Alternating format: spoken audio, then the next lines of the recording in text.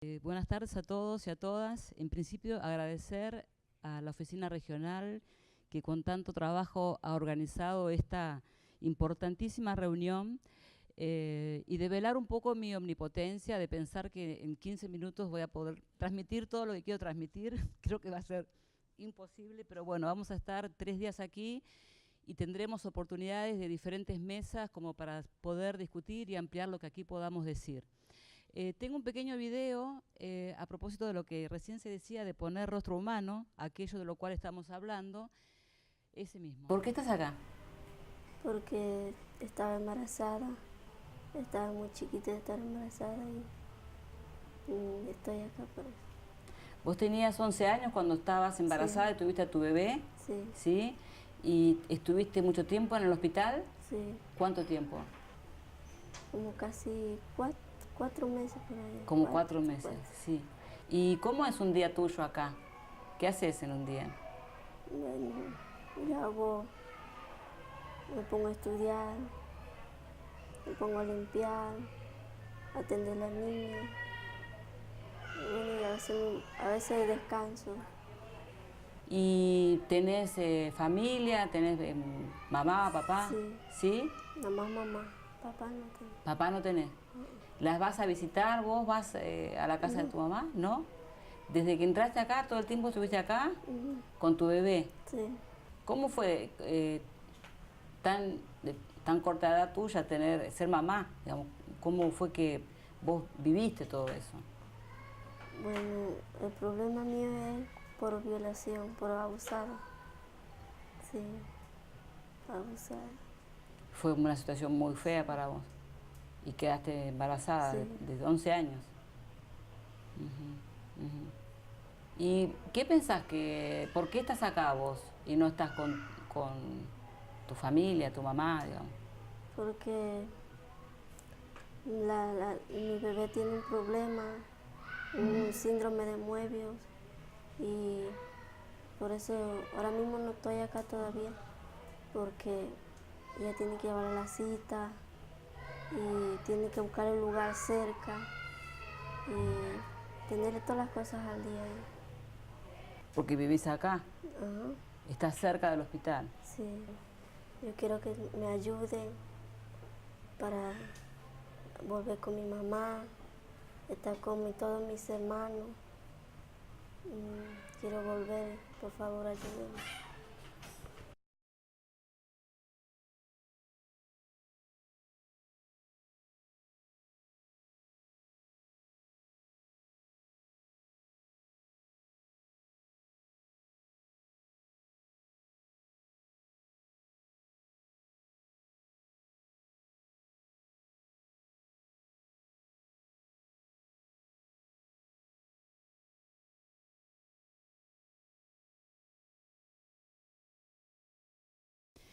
Bien, la situación de esta niña, que ha estado por 4 años en un hogar, estuvo hasta hace un mes, durante 4 años, desde que se detectó su embarazo, que fue un embarazo producto de una violación, de una violencia sexual.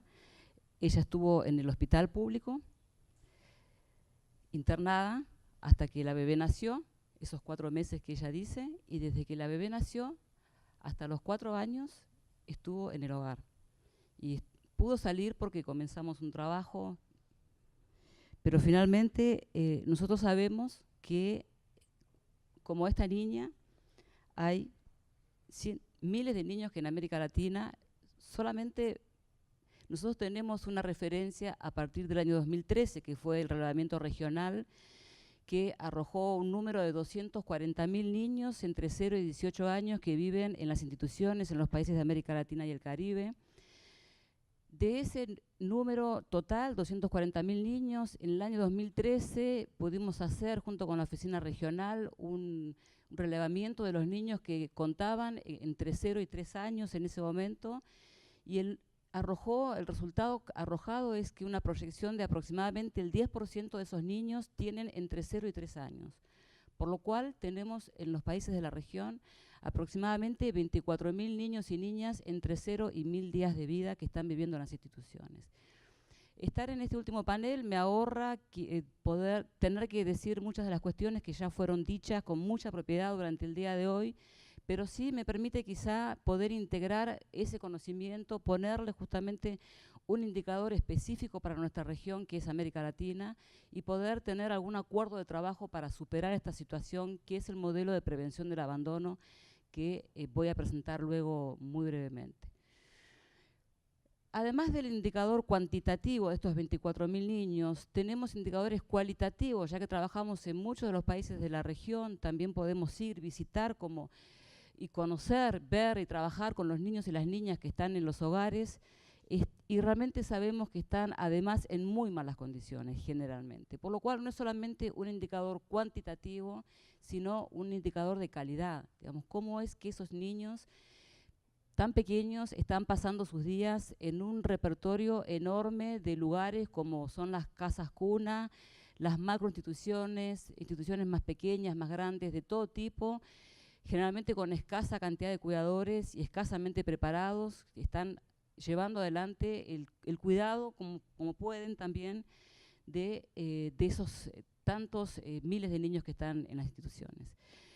Cuando hablamos de abandono, nosotros percibimos y caracterizamos que hay un abandono, sí, familiar, porque finalmente el niño ha nacido en un contexto que no ha podido hacerse cargo de él, pero también hay un abandono estatal y social. Es decir, nunca el abandono de un pequeño o una pequeña responde a la situación particular de la familia en la cual se dio el abandono.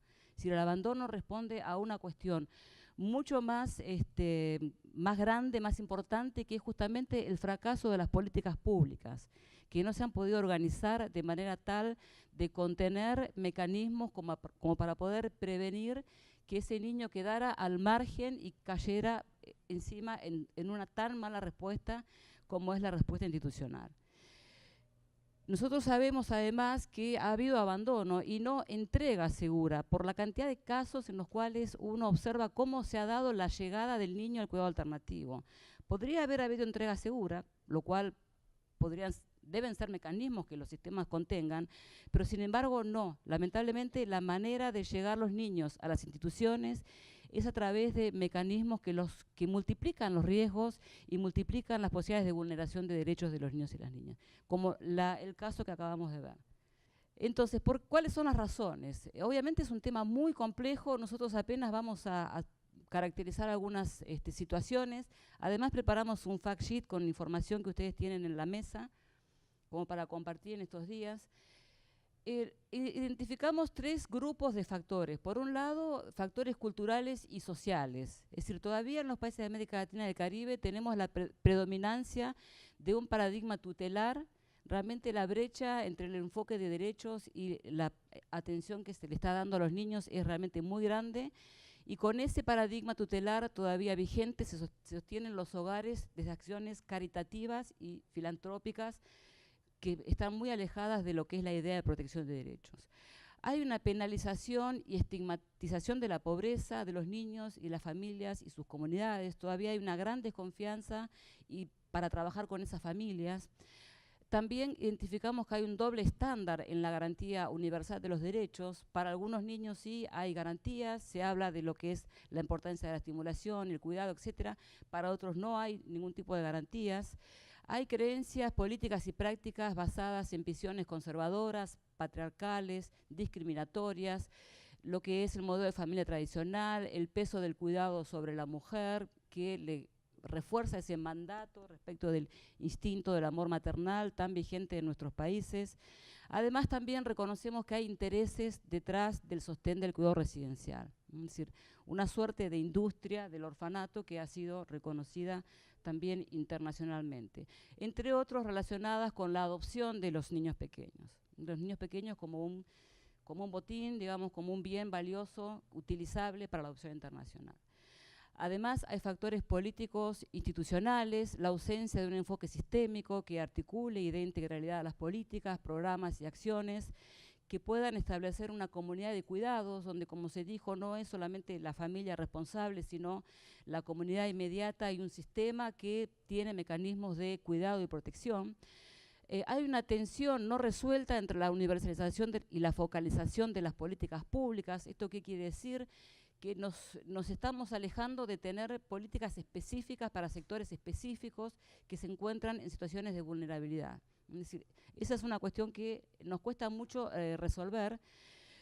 También nos cuesta mucho fortalecer e identificar dentro de lo que serían los sistemas de protección integral quién debe conducir un sistema de protección integral, quién debería organizar, coordinar, tener un mandato tal como para convocar a los otros actores a quien debería coordinar, y insuficientes mecanismos de sistematización de la información, de monitoreo, lo cual nos lleva a una gran invisibilización de la situación, de la separación, del abandono, de la institucionalización, y en el mejor de los casos hay un subregistro muy importante de la cantidad de niños que están separados de sus familias de origen.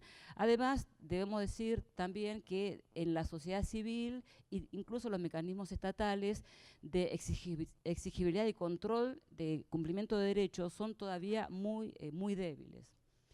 Por último, tenemos factores económicos y presupuestarios, porque vemos que hay un gasto, digamos, o se piensa más como gasto cuando uno mira un presupuesto público, pero son gastos que están siendo inapropiados, no están siendo bien utilizados, no están siendo bien dirigidos, no hay inversión en la primera infancia o no es insuficiente, lo cual es, digamos, toda una línea argumental que por ahí hoy no hemos podido discutir, quizá en los días subsiguientes sí, pero es algo muy importante poder tener esta línea argumentativa para lo que es cuando se discuten las políticas públicas y los presupuestos que se van a asignar.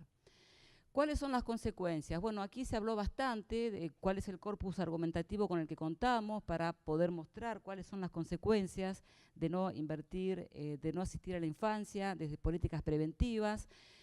Hay, digamos, por supuesto que toda una línea argumentativa desde el enfoque de derechos humanos, que también siento que hoy ha habido quizá una deuda en este sentido, si bien conocemos la convención, las directrices de las Naciones Unidas, los informes a los países del comité, es decir, todo un corpus argumentativo que está mostrando que los países, los estados no están pudiendo garantizar los derechos cuestión a la cual se han comprometido como Estado en cuanto han sido signatarios de la Convención y tienen sus leyes internas también en su mayoría ya adecuadas a la Convención. Entonces, el corpus argumentativo respecto de los derechos humanos, respecto de las evidencias científicas, bastante fue hablado hoy, ya time out, y por último, los costos económicos. Bueno, el modelo de prevención, simplemente no tengo casi tiempo para hablar de modelo de prevención. El modelo de prevención está reunido en esta publicación que todos tienen en la mesa. Se pueden llevar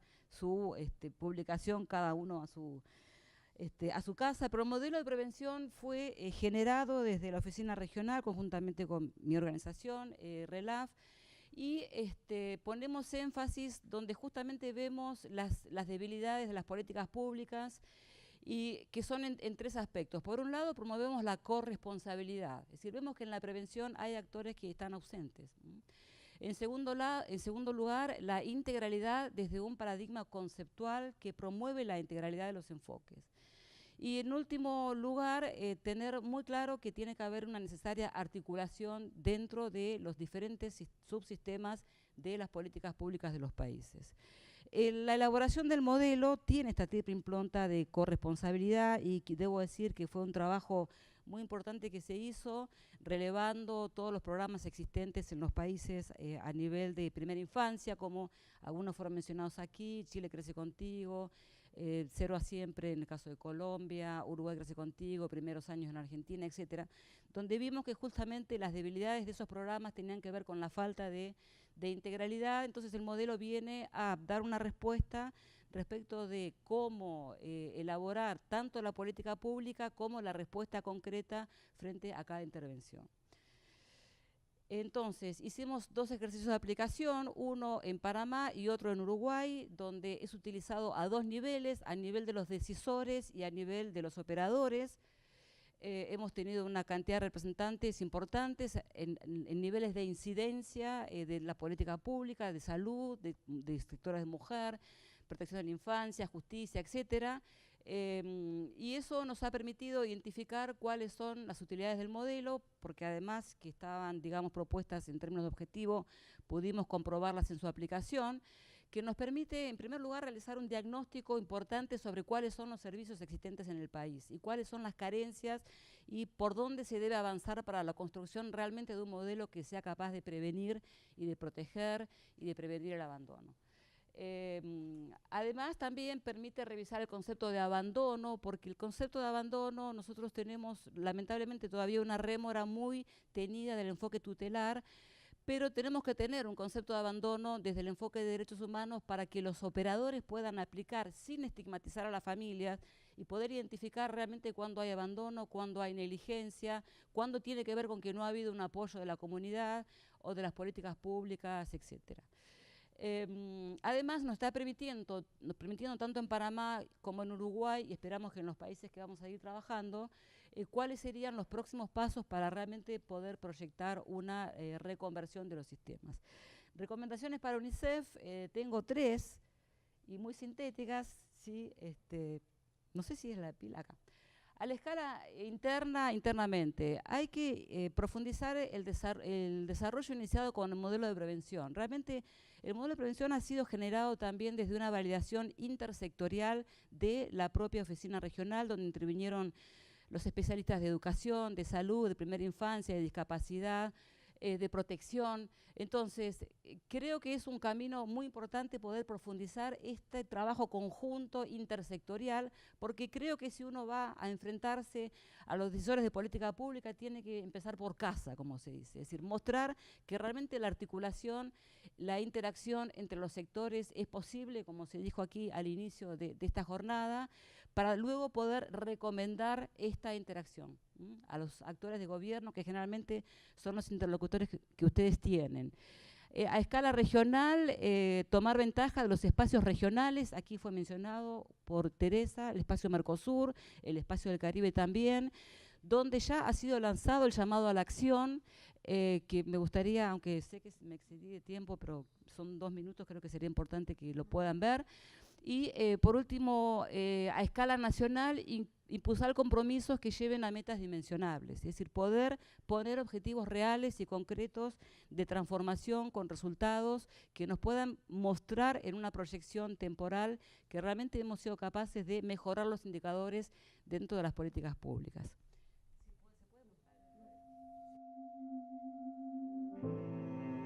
Por cada año que un niño reside en una institución de protección, pierde 4 meses de desarrollo. La violencia en las instituciones es 6 veces más frecuente que en los hogares de acogida.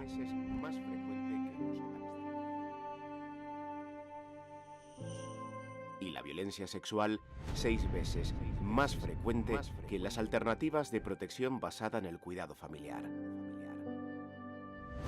Todas las niñas y los niños tienen el derecho a crecer en un ambiente familiar seguro, donde puedan alcanzar su pleno potencial. Para asegurar este derecho, la Convención sobre los Derechos del Niño hace un llamado a los Estados para apoyar a los padres y representantes legales en sus responsabilidades de crianza. Instamos por eso a todos los países de América Latina y del Caribe para que apoyen este llamado y pongan fin a la colocación en instituciones de niñas y niños menores de 3 años.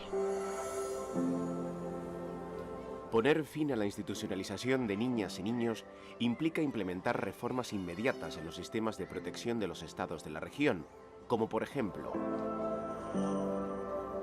aprobar legislaciones pertinentes para limitar la internación de niñas y niños menores de 3 años en instituciones, y asignar recursos técnicos y financieros para priorizar la protección de la primera infancia. Los estados también deben apoyar a las familias en el cuidado y crianza de los niños y desarrollar programas específicos para prevenir que sean separados de sus familias, así como implementar programas de cuidado alternativo de tipo familiar con personal competente para el cuidado de niños y niñas en riesgo de ser privados de su familia. Se deben además establecer programas y medidas para la reunificación de niñas y niños con sus familias, su inclusión en programas de acogimiento familiar o su incorporación definitiva a un medio familiar. También es importante desarrollar estándares y protocolos de actuación para regular la práctica hacia niñas y niños en riesgo de separación familiar y llevar a cabo campañas de información y sensibilización públicas. Por último, es necesario establecer mecanismos de monitoreo y evaluación de las condiciones y programas de cuidado alternativo.